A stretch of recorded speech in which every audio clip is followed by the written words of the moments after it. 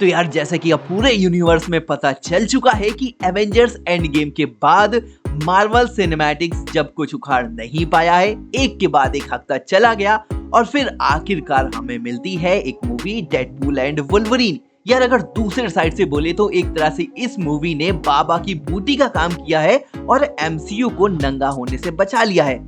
और जहां तक Marvel cinematics and rumours, videos, दुनिया का नाटक और थ्योरीज आ रही थी कि आयरन मैन की वापसी कैसे होगी, तो लिटरली इतनी फैन थ्योरीज आ रही थी और सबको यही लग रहा था कि आरडीजे की वापसी तो होगी जरूर एमसीयू में। पर after all comic con event में एकदम से पता चलता है कि डॉक्टर डूम आने वाला है और वहीं रॉबर्ट डाउनी जूनियर अपने आइकॉनिक अंदाज में डॉक्टर डूम का मास्क निकालते हैं। और भाई ये इतना शॉकिंग मोमेंट था सभी के लिए, यार बताना थोड़ा मुश्किल है। हम सब बहुत खुश हैं आरडीजे की एमसीयू में वापसी से, लेकिन आज हम इस बारे में बात करने वाले हैं जहां लोगों को लग रहा है कि आयरन मैन के कैरेक्टर को कौन संभालेगा सीक्रेट वॉर्स पर। और उस सवाल का जवाब हमें ना मिलते हुए हमें मिलता है अभी तक का सबसे बड़ा विलन डॉक्टर डूम, और उसका रोल प्ले एमसीयू के सबसे बड़े एक्टर रॉबर्ट डाउनी जूनियर को ही मिलता है। जहां सभी का तो यही मानना है कि एमसीयू के पास अब कोई दूसरा रास्ता ही नहीं बचा था। And to be honest guys, अगर वो डायरेक्टली आयरन मैन की वापसी अगर अपने आने वाली मूवीज में करते हैं तो ये उनके आइकॉनिक कैरेक्टर को एकदम से फीका कर देता है। वहीं कुछ लोगों को ये लगता है कि आरडीजे खुद चाहते थे कि उनकी एंट्री एमसीयू में हो, तो भाई कौन नहीं चाहता है, उनका भी धंधा पानी तेजी से चलता रहना चाहिए। लेकिन आपको बता दूं कि रॉबर्ट डाउनी जूनियर सिर्फ आयरन मैन कैरेक्टर के लिए ही नहीं बने थे, वो एक कॉमर्शियल एक्टर होने से पहले काफी कैरेक्टर ड्राइवन एक्टर भी थे। मतलब वो एमसीयू से बहुत पहले ऑस्कर के लिए नॉमिनेट किए जा चुके थे। मींस आरडीजे अपनी एक्टिंग एंड क्राफ्ट को लेकर एकदम सिक्योर थे। एंड फिर शेरलॉक होम्स एंड कई सारी मूवीज में ऑलरेडी काम चल रहा था।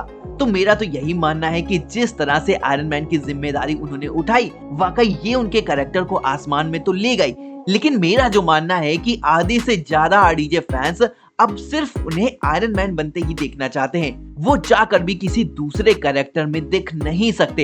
एंड फिर एंड गेम के बाद तो यही हुआ ना, जहां उन्हें थोड़ी सी वर्नेबिलिटी फील हुई, आरडीजे ने ओपेनहाइमर में क्या कमाल का रोल प्ले किया। वहीं सिंपैथाइजर में उनका एक अलग ही तरह का कैरेक्टर देखने को मिला।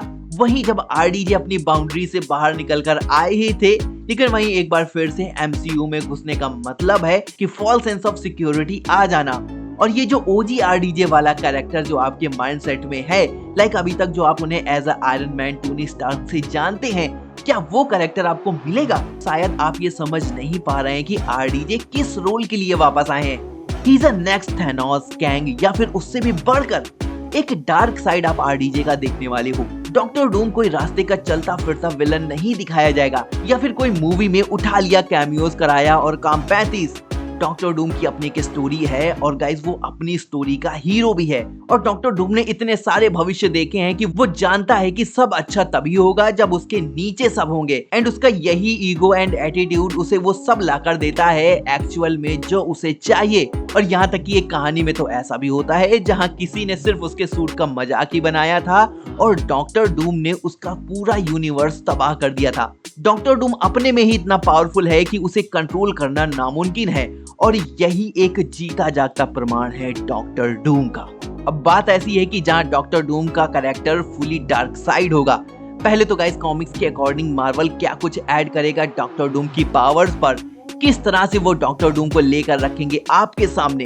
और जैसा कि मैंने शुरू में बताया था कि एमसीयू थक हार चुका था, तो उसके पास आरडीजे को लाने का कोई दूसरा रास्ता नहीं बचा था। और कई सारी पॉसिबिलिटीज ऐसी भी हैं कि डॉक्टर डूम उनके लिए एक जुआ है, एक ऐसा दांव खेला है जो कि या तो एमसीयू को बहुत आगे लेकर जाने वाला है या फिर इनकी नैया आगे डूब जाएगी। इसके चांसेस इसलिए ज्यादा हैं कि फाइनली आपके सामने होगा एक बड़ा कंपैरिजन। आप जब मूवी देखकर बाहर आओगे तो हो सकता है कहो ये हक दिया भाई, इससे अच्छा तो टोनी ही आता, आयरन मैन के कैरेक्टर में वो ज्यादा सूट करते थे। सभी लोगों के अपने ओपिनियंस होंगे और गाइस होने भी जरूर चाहिए। लेकिन एक तरफ से एमसीयू ने पूरा जोर तो लगा दिया है कि आने वाली मूवी डूम्सडे और सीक्रेट वॉर्स में आपके हाथ निराशा ना लगे। एंड गेम की तरह आने वाली मूवीज भी रैंक करनी चाहिए। और वैसे भी डिज्नी प्लस पैसे खर्च करने में पीछे बिल्कुल भी नहीं हटेगी, जहां आरडीजे अच्छा खासा चार्ज भी करने वाले हैं। वहीं इस बार एमसीयू में काफी सारे बदलाव भी आएंगे।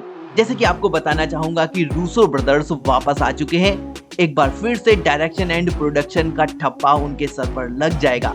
सिर्फ इतना ही नहीं, एंड गेम के राइटर्स क्रिस्टोफर मार्कस और स्टीवन मैकफेली को भी कास्ट कर लिया गया है। सो पूरी उम्मीद है कि इस बार निराशा हाथ नहीं लगने वाली है। और गाइस, अच्छा ही हुआ अगर एमसीयू का इतना डाउनफॉल नहीं आता तो मुझे नहीं लगता कि आरडीजे की वापसी किसी भी तरह से एमसीयू में होती। वही मार्वल अब इस कैरेक्टर के साथ खिलवाड़ भी नहीं कर सकता है।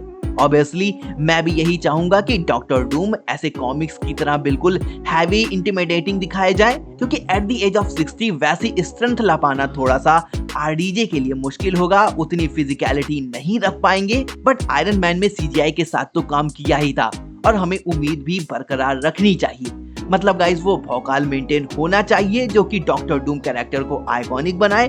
मतलब जैसे थैनोस को देखकर ये पता चल जाता था कि बेटा मौत खुद चल कर आ रही है, और जहां डॉक्टर डूम को थैनोस से कई ज्यादा ऊपर दिखाया गया है, तो यहाँ तो फिर मौत का नंगा नाच देखने को मिलना ही चाहिए। तो फाइनली आते हैं मुद्दे की बात पर। तो अब तो ये पता चल चुका है कि RDJ as a iron man शायद ही कभी देखने को मिले, और अगर ऐसा कोई प्लान बनता भी है तो आपको पहले ही बताना चाहूंगा कि एज पॉसिबल कि आपको सुपीरियर आयरन मैन देखने को मिलेगा, जिनका रोल प्ले जाने माने एक्टर टॉम क्रूज कर सकते हैं। वैसे कोई दिक्कत नहीं होगी किसी को इस कास्टिंग से, मगर एक बड़ा दांव मार्वल पहले ही खेल चुका है, तो बहुत सोच समझकर इस कैरेक्टर के लिए सोचेंगे, क्योंकि अपनी जनता जनार्दन तो आरडीजे के अलावा किसी को रिप्लेस करना ही नहीं चाहती। नस नस में उसके टोनी स्टार का वो चेहरा छप सा गया है। सो यार, हमेशा की तरह हम क्या कर सकते हैं, सिर्फ और सिर्फ इंतजार। तो यार, आज की इस वीडियो में इतना ही। आप अपने थॉट्स मुझे कमेंट में जरूर बताना कि क्या ये मूव आरडीजे या मार्वल सिनेमैटिक्स के लिए अच्छा था। क्या आरडीजे को ये रोल करना चाहिए था या नहीं? ऐसे डाइवर्स रोल क्या उन्हें और भी करने चाहिए?